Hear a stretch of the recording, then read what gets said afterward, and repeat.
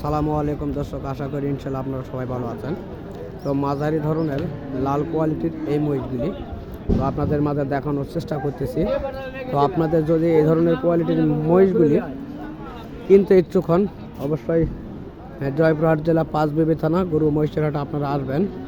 এই ধরনের বাচ্চা মহিষগুলি আপনারা পাবেন।